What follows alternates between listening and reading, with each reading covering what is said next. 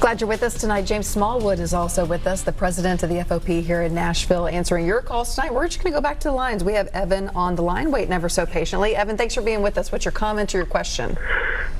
Yes, when someone calls in with a complaint about the officer, why do they ask about that person's background in the interview? Are you talking about the caller's background? Like, I feel wronged by a police officer, so I call in the Office of Accountability. They ask me about my own background, if I have a feed, a record, anything like that. Why do they do that when you're calling in to complain about a police officer's conduct? Okay, I'm going to put you on hold here, and you can listen to the answer on your TV. Thank you, Evan, for calling in. I don't have a good answer for that. That's the police department's role. We're not involved in the investigations that Office of Professional Accountability conducts. We represent our members in those, but I'm not sure, and the only thing I can say is I'll have to find out and get back to you. And Evan, maybe you want to call the Office of Professional Accountability when you don't have a complaint and just say, let me ask about your process, and see what they say about that. All right, let's go to the lines. We have Billy on the line. Billy, thanks for being with us tonight. Do you have a question? Yes, I do. Okay, go ahead. First of all, Mr. Smallwood, I appreciate everything you're doing, believe it or not. The African American community, it really depends on you just don't know it. But what I want to say is, I filed a complaint with the Office of Special Accountability. It's the same supervisors come out of the same precinct. You don't have an independent investigator. So naturally, they nipped it in the bud. They covered it up. Back in 2004, a police officer ran to the side of my car, and he didn't have no blue lights on, and the engine me bad.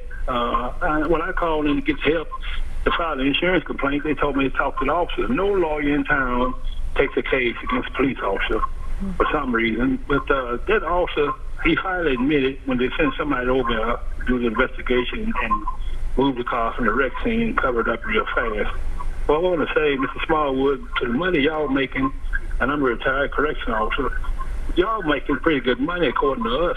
And furthermore, y'all don't back us up on any legislation, even though we fellow law officers. We set on these dangerous criminals that you bring in now, but you don't back us up at all. And furthermore, I tried to get a job doing security, but you do on the side of the road, people doing construction, and there's all police officers.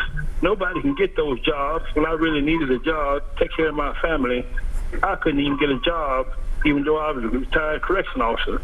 So that's something y'all got in the union. So you got extra money coming in now. So don't complain about the money that you say y'all ain't getting, because you're getting money on the side. And thank you so much. All right, thank you for calling in, Billy. I'm gonna let you respond to that. So we're not getting money on the side. I mean, we're having to work overtime. I think the jobs he's referring to are jobs that a lot of retired police officers work. Metro police officers aren't allowed to work those standing on the side of the road, you know, whether it be standing over a manhole cover or directing traffic around, you know, NES or AT&T or something like that. Active Metro police officers are not allowed or not permitted by policy to work those jobs. Those are usually made up of retired officers through a private organization.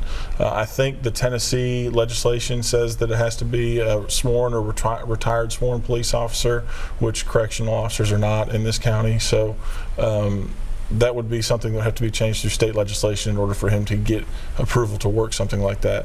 That's outside of our hands. It's not something us as the union would typically look into for somebody that's outside of our membership. But again, our officers and our members, unless they're retired, are not working those jobs, so that income doesn't affect them. So your officers can't work a second security job? They can work through the secondary employment unit, or they can work this overtime through special events. A lot of it is usually mandated for officers to come in and work, whether it be CMAs or you know, these big events, right. NFL draft.